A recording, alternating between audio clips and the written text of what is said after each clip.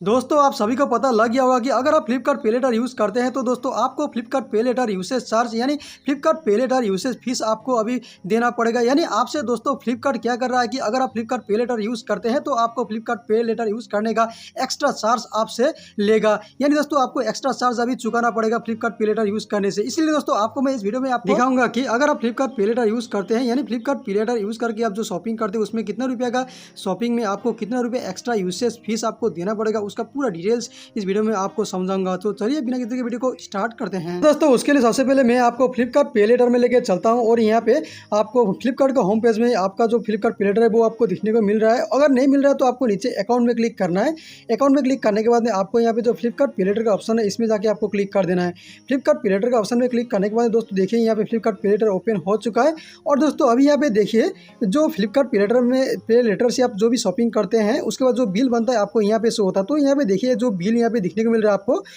566.70 rupees का जो bill है। ये दोस्तों जो भी मैंने यहाँ पे प्रोडक्ट को ऑर्डर किया था या शॉपिंग किया था उसका रियल प्राइस था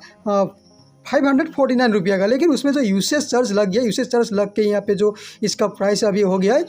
566.7 यानी यहाँ पे फ्लिपकार्ट पे लेटर यूसेज चार्ज लग गया है 17.7 रुपये का। फ्लिपकार्ट पे लेटर यूसेज चार्ज लगा के यहाँ पे टोटल बिल बन रहा है 566.70 रुपये का। तो दोस्तों इस तरह से जो आपका पे लेटर है, पे लेटर से जो भी आप जितने भी अमाउंट का आप शॉपिंग करते हैं उसमें आपका जो पे लेटर यूसेज फीस लग जाता है। ओके, तो आपको कितने रुपये में कितने रुपये का यूसेज फीस देना पड़ेगा, चार्ज देना पड़ेगा, उसका पूरा डिटेल्स इस वीडियो में आपको समझाऊंगा। तो देखिए यहाँ जो क्वेश्चन मार्क है यहाँ पे क्लिक करता हूँ। क्वेश्चन मार्क में दोस्तों क्लिक करते आपको यहाँ पे फ्लिपकार्ट पे लेटर का जो यूसेज चार्ज है, यूसेज फीस है, उसके बारे में आपको पता चल जाएगा। तो यहाँ पे क्वेश्चन मार्क में जो आपको दिखने को मिल रहा होगा आपका फ्लिपकार्ट पे लेटर, इसमें क्लिक करते देखिए यहाँ पे यूसेज फीस। तो सबसे पहले आपको यहाँ बताया गया है कि व्हाट इज यूसेज फीस, यानी आपका फ्लिपकार्ट पे लेटर यूसेज फीस क्या है उसके बारे में आपको यहाँ पे बताया गया है। तो व्हाट इज यूसेज फीस में आप यहाँ पे क्लिक कीजिए। यहाँ पे क्लिक करते आपको यहाँ पे बताया गया है कि जो फ्लिपकार्ट पे लेटर यूसेज फीस है वो एक्चुअली क्या है। दोस्तों आपका जो फ्लिपकार्ट पे लेटर का जो लिमिट है उस फ्लिपकार्ट पे लेटर के लिमिट में जो भी अमाउंट आपको दिया जाता है उस अमाउंट में और आपने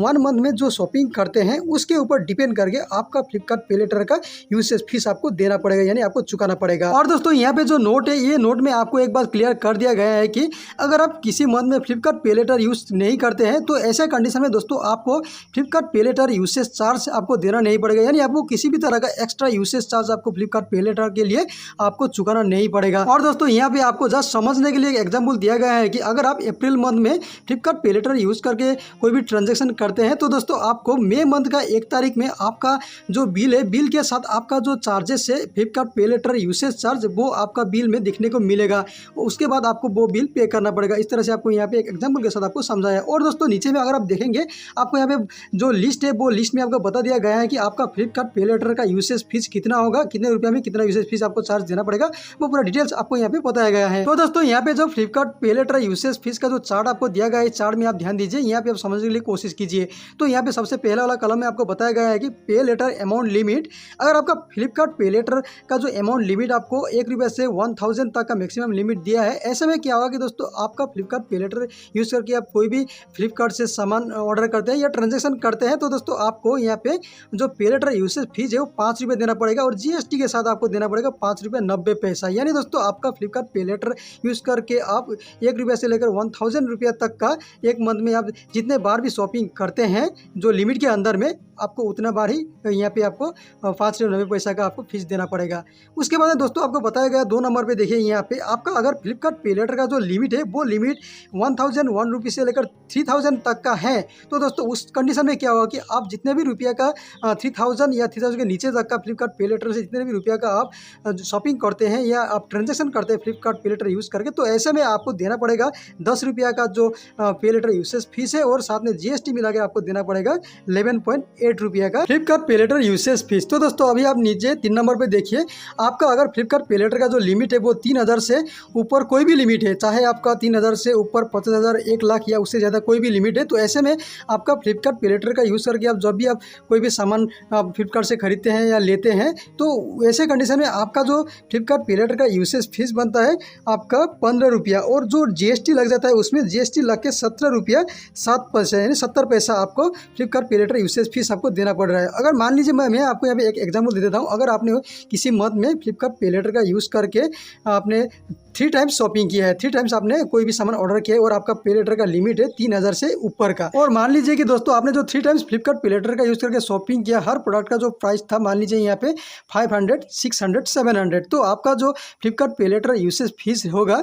आपका सेम होगा तीनों बार, तीनों शॉपिंग में। यानी आपका 500 में भी होगा आपका फ्लिपकार्ट पे लेटर का जो यूसेज फीस होगा 17.7 रुपीज़, 600 में भी होगा 17.7 रुपीज़ और 700 में भी होगा 17.7 रुपीज़। और टोटल अभी फ्लिपकार्ट पे लेटर का जो यहाँ पे आपका जो यूसेज फीस बनता है आपको यहाँ पे देखिए 53.1 रुपीज़। और ये दोस्तों फ्लिपकार्ट पे लेटर का जिनका लिमिट 3000 या उससे ज़्यादा है उनके लिए ये कैलकुलेशन है। ओके, उसके बाद दोस्तों आपको नीचे में यहाँ पे देखिए अगर बताया गया है कि अगर आप फ्लिपकार्ट पे लेटर का यूज़ करके कोई भी सामान खरीदते हैं या लेते हैं, या उस सामान को आप डिलीवर होने से पहले कैंसिल कर देते हैं या डिलीवर होने के बाद में उसको रिटर्न कर देते हैं, ऐसे में क्या आपको फ्लिपकार्ट पे लेटर का यूसेज फीस देना पड़ेगा, या आपका जो फ्लिपकार्ट पे लेटर का यूसेज फीस जो आपसे कट जाता है तो वो क्या आपको रिफंड मिलेगा। तो इस तरह से बताया गया है। तो यहाँ पे आपको साफ साफ बता दिया गया है कि अगर ऐसा कंडीशन हो जाता है, ऐसा केस में अगर आपने किसी सामान को रिटर्न कर दिया या ऑर्डर होने से डिलीवर होने से पहले आपने उसको कैंसिल कर दिया ऑर्डर को, तो ऐसे में आपका फ्लिपकार्ट पे लेटर का जो यूसेज फीस था वो पे लेटर में फिर से आपको रिफंड मिल जाएगा। तो उसमें आपको कोई घबराने की बात नहीं है। उसके बाद यहाँ पे दोस्तों और एक पॉइंट देखिए, यहाँ पे आपको बताया गया है कि किसी रीजन से किसी वजह से आपका जो फ्लिपकार्ट पे लेटर का बिल था